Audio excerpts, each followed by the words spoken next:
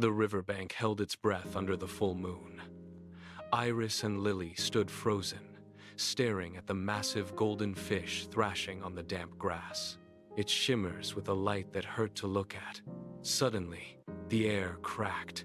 Swirling golden sparks erupted from the scales, blinding the night and forcing the girls to shield their eyes. The ground beneath them vibrated as the light intensified, then collapsed inward with a sharp, hollow sound. As the glow faded, the fish was gone. In its place, a young man collapsed onto the stones. He gasped for air, his fingers clawing at the dirt, clutching his chest, as if trying to hold his own heart in place. Iris stepped forward, her wand trembling in her grip. She pointed it toward the stranger. "Who are you?" she demanded. The man looked up, his eyes wide and unfocused. He stared at his own hands, turning them over in the moonlight. "I am Prince Julian," he rasped. "A wicked witch trapped me in that form. Only a pure-hearted rescue could break the spell." He struggled to stand, his legs shaking under his weight. Julian tried to push himself upright, but his strength failed him. He slumped back against the cold stones, his breath coming in ragged, uneven hitches. Before Iris or Lily could offer assistance, the river behind them began to churn, the calm surface shattered. Water sprayed high into the air. A figure broke the surface, rising with a fluid, powerful motion that defied the gravity of the land. It was a mermaid, her scales reflecting the moonlight. "I am Goldie, guardian of this river," she announced, her voice cutting through the night air like a blade. She did not wait for a greeting. She pointed toward the dark horizon, her expression hardening. "The curse is broken, but the silence has ended. The witch will feel this shift in the magic. She knows the spell has been shattered, and she will be coming for you." Goldie looked at the girls, her eyes flashing with sudden intensity. "You cannot stay here. Every second you linger, you draw her closer to this bank. You must hide him immediately, or all of this will be for nothing." She gestured toward the trees, her movements sharp and commanding. The air around them grew heavy with the sudden, undeniable weight of the threat. Before they could react to the mermaid's warning, a sharp sound cut through the tension. The heavy wooden door of the nearby cottage creaked open, the hinges groaning in the quiet night. Granny Martha stepped out onto the porch, her weight leaning heavily on her cane. She held a flickering oil lamp high, its yellow flame casting long, dancing shadows across the stones. She squinted into the darkness, her eyes searching the riverbank. The light swung, catching the prince full in the face. Martha froze. Her breath hitched in a sharp, audible gasp. The lamp slipped from her trembling fingers, plummeting toward the ground. It struck the stones with a violent crash, the glass shattering into 1,000 fragments as the flame died instantly, plunging them into the dim moonlight. She did not look at the broken glass. She took one step forward, then another, her voice cracking as she cried out, "Julian!" The prince looked up, his eyes widening in disbelief. He scrambled to his feet, ignoring the pain in his limbs, and lunged toward her. He caught her as she stumbled, pulling her into a desperate, tight embrace that seemed to anchor them both to the earth. They stood locked together, oblivious to the girls and the mermaid watching from the water's edge.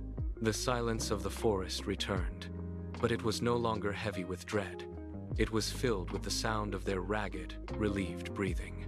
Goldie drifted closer to the shore, her eyes fixed on the pair.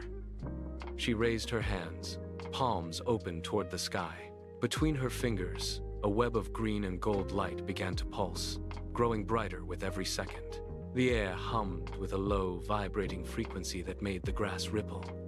She flicked her wrists, casting the shimmering magic toward the woman. Bubbles of light detached from her palms, drifting through the air like glowing seeds. They settled onto Martha, sinking into her skin. The effect was immediate.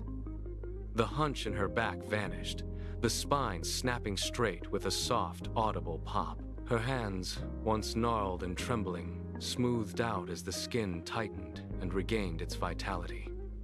The deep lines on her face faded, She stood taller, her head held high, the weight of her years falling away like dust. She took a steadying breath, her lungs filling with a strength. The queen stepped forward, her movements fluid and purposeful. She bowed her head slightly toward the guardian, a gesture of profound gratitude. The queen turned to the group, her expression softening as she prepared to speak, but Iris stepped forward, her face etched with urgency. "My queen, the joy is misplaced," Iris said, her voice cutting through the quiet. "While we stood here, the river has risen. Our village is being swallowed by the flood, and Queen Coral is driving the waters higher with every passing hour." The queen looked at her son, her brow furrowing as the reality of the threat sank in. Julian stepped between them, his gaze hardening. "I know these waters," Julian declared, his voice steady. "I spent my time in the river, learning its currents and the strength of the wood within it. We do not need to fight the flood. We must rise above it. If we gather the waterproof timber, we can build platforms that stay afloat." He turned to the fairies, his eyes bright with resolve. "Iris, Lily, we have no time to lose. The village is drowning. Gather the wood. We build now." The air shifted from the stillness of a reunion to the frantic energy of a rescue mission as the group prepared to face the rising tide. They moved as a blur through the undergrowth, the sound of rushing water growing louder with every stride. The path they had used earlier was already submerged, the dark current swirling around their ankles. Julian took the lead, his feet splashing through the rising tide as he scanned the banks for debris. Julian pointed toward a cluster of thick, dark logs trapped against a fallen tree. "There!" he shouted over the roar of the water. They waded into the freezing flow, the water pulling at their legs with sudden, violent force. Iris reached for a heavy branch, but the current knocked it from her grasp. She lunged, fingers digging into the wet bark. They worked in a frantic rhythm, dragging the timber toward the high ground. Every second mattered. With the first load secured, they turned back toward the village, the structures ahead already tilting precariously. Julian slammed his hand against the side of the first listing house. "Brace the beams here!" he shouted, pointing to the structural joints. The fairies swarmed the perimeter, hauling the timber into place with frantic precision. The water was already lapping at the floorboards, the wood groaning under the pressure of the rising current. Julian worked with a desperate speed, lashing the logs to the foundation with heavy rope, his movements rhythmic and sharp. "Iris, now!" he commanded. Iris hovered above the structure, her hands moving in rapid, sweeping arcs. She released a fine, shimmering powder that settled onto the wooden beams.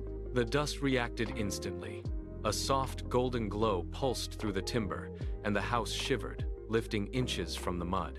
A second house began to tilt, its foundation giving way to the soft earth. Julian lunged, catching a trailing rope and anchoring it. They moved from building to building, a blur of labor and light. The village, once sinking, became a sprawling, buoyant fleet. The final structure settled with a heavy thud, its wooden base locking into the floating grid. Julian wiped sweat from his brow, his chest heaving as he scanned the perimeter. The water was still rising, a dark, churning mass that clawed at the edges of their makeshift harbor. A sudden surge hit the fleet, sending a ripple through the connected homes. The ropes pulled taut, groaning under the immense strain of the current. Julian sprinted along the narrow walkways, checking the knots and driving extra stakes into the logs. Iris followed, her wand glowing with a steady, pulsing light that reinforced the buoyancy of the entire fleet. The water rose higher, creeping up the sides of the houses, but the magic held. The village did not sink. It drifted, a resilient island of wood and light amidst the flood. Slowly, the front doors of the houses began to creak open. Villagers stepped out onto their porches, their faces pale but eyes wide with disbelief. They looked down at the swirling, dangerous water, then up at the sturdy, floating foundations beneath them. A cheer erupted, thin and shaky at first, then growing into a roar that echoed across the river. The threat of the drowning depths had been pushed back. The fleet bobbed in the moonlight, a stable, buoyant sanctuary. They had done the impossible.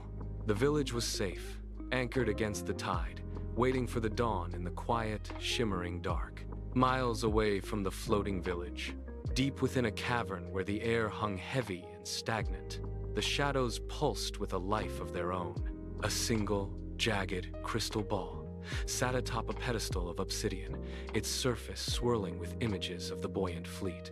The witch leaned forward, her knuckles white as she gripped the stone rim. She watched the glowing homes, the movement of the fairies, and the resurgence of the prince. Her breath hitched, a sharp, ragged sound in the silence. She reached out, her fingers hovering inches from the glass, tracing the path of the magic. A vein throbbed at her temple. She tried to steady her hand, but the sight of the saved village broke her composure. Her control snapped. With a guttural shriek that echoed off the damp stone walls, she slammed her fist into the crystal. The glass shattered into 1,000 jagged shards, spraying across the floor like frozen rain.